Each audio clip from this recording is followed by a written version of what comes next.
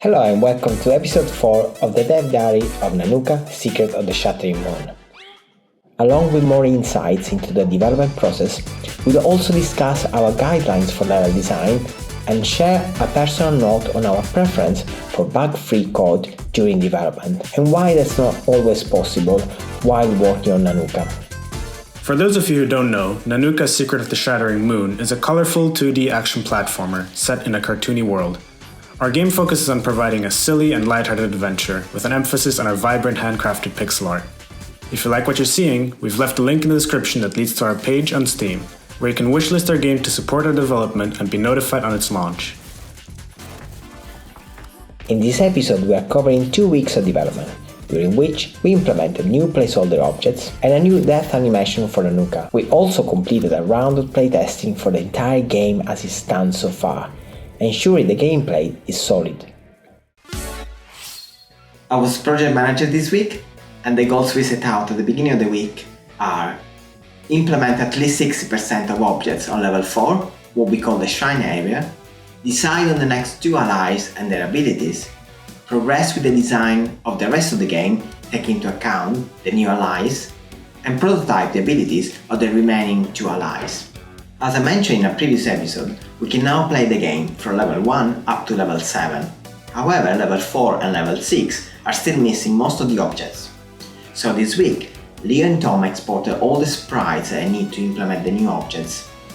I focus on level 4, the shrine area, starting by implementing the objects in the order they appear. The first object was an enemy called the Kappa. This enemy is unique because there are 2 ways to defeat it. One is by fighting, and the other will leave for you to discover when you play the game. We're also reusing some objects from previous levels, such as the ghost. However, there is a twist. Now you have to time the ghost to hit the moving target. Another new object that I implemented is a tanuki that plays the drums.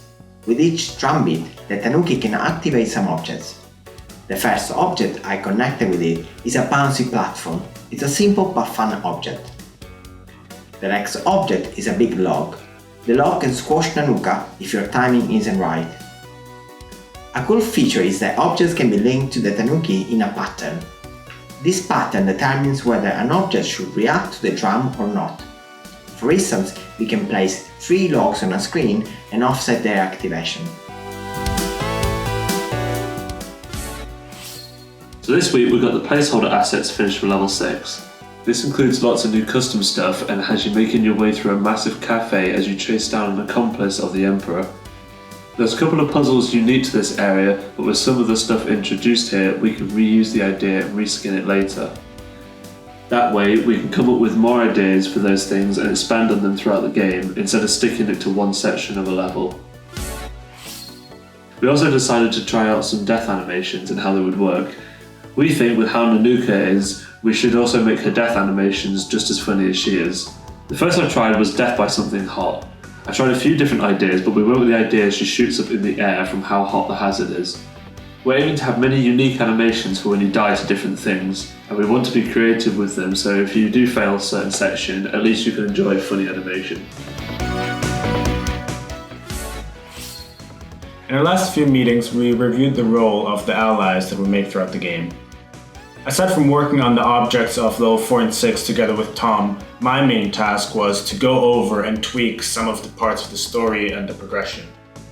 Most of our planned out story remains the same, but we worked on fitting in some new gameplay elements that can help support and elevate what we have in store for our allies. For the rest of the week, we went back on developing and designing the next level. Our general approach is to lay out a few questions that need answering before diving straight into the designing stage. Our main questions are, what is the goal of each section in this level? For example, is it focusing on platforming, or puzzles, or fights, or a combination of those? We also need to consider what happens story-wise, because that goes hand in hand with our level design.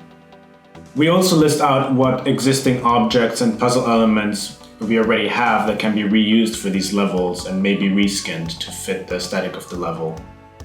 Then we check what reusable objects we can introduce in this level that can then be used in future levels. And then we try to think of some unique custom mechanics that you'll only find in this level. Lastly, we always try to keep in mind ideas for secrets and hidden bosses and collectibles.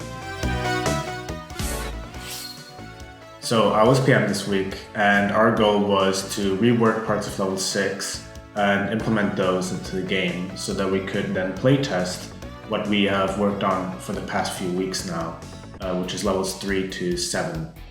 Based on that playtest and the feedback that we give each other, we would then rework whatever needed reworking so that we'd be happy with what we have so far. This week I focused on implementing all the objects needed for the teahouse level. I had previously implemented a grid so we could navigate the level from start to finish. That's what we usually do when we implement a new level. We make sure we can navigate it first, and then we implement the individual objects that make up the level. The first object I implemented was a hot tea hazard. Tom did a great animation that we play when Nanuka hits a hot tea. We then fade out and then fade back into the game, and there is another funny animation that acknowledges that Nanuka is recovering after hitting the hot tea. The next object I work on is a biscuit that falls from the top and hits the hot tea. It then floats for a bit before sinking into the hot tea, creating a platform that Nanuka can use for a short time. This object combines nicely with the hot tea and is a lot of fun.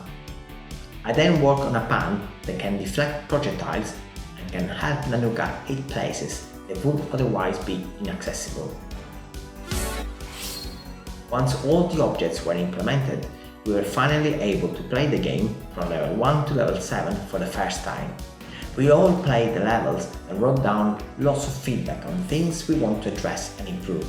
Overall, we are very happy with the way the game is shaping up. Some more puzzles got cut out, some new ones got introduced instead, and many of the ones that we liked a lot were explored deeper and expanded on. From our experience with Full Void and our previous games, we know that iteration is the key. While working on Full Void, I managed to keep the game code fully implemented and pretty much bug-free during the entire development of the game. That felt great, and it's what I normally do while coding a game and what I prefer. This is not the case for Nanuka so far. The reason is that we are adding and trying lots of features to the game, and it doesn't make sense to polish every feature at this stage.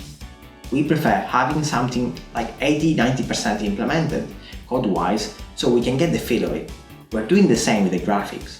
Once we are 100% sure that a feature goes in, then we'll spend the time to integrate and rewrite it properly.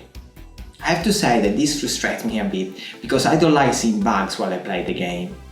Nevertheless, it's a trade-off I'm willing to make at this stage because it's allowing us to move fast with the level design, and I know that while the guys polish the graphics, I'll have the time to implement all the features properly. Thank you for joining us for this episode of the Dev Diary on Nanuka, Secret of the Shattering Moon. We'd love to hear your thoughts. Drop any questions or comments below and we'll make sure to address them in future episodes. If there is a particular part of the development process you're curious about, let us know and we'll do our best to cover it in a future video. Remember to like the video if you enjoyed it. And if you're following our journey, don't forget to subscribe so you won't miss any future updates. See you in the next episode.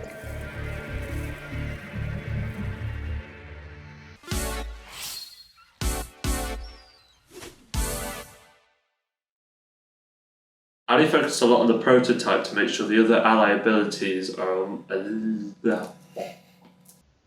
Ali focused a lot on the other prototype. Ali focused. Ali, stop focusing.